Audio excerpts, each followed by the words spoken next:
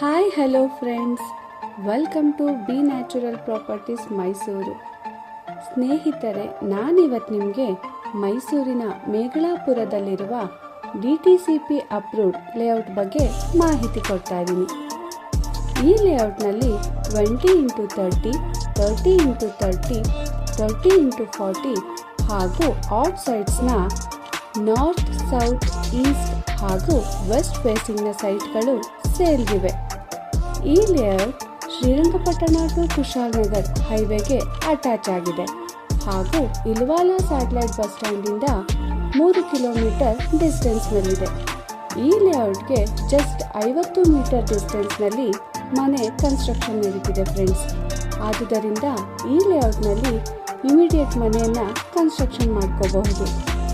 ಈ ಸೈಟ್ನ ಬಗ್ಗೆ ಇನ್ನೂ ಹೆಚ್ಚಿನ ಮಾಹಿತಿಗಾಗಿ ಡಿಸ್ಕ್ರಿಪ್ಷನ್ ಚೆಕ್ ಮಾಡಿ ಅಥವಾ ಸ್ಕ್ರೀನಲ್ಲಿ ಡಿಸ್ಪ್ಲೇ ಆಗ್ತಿರುವ ನಂಬರ್ಗೆ ಕರೆ ಮಾಡಿ.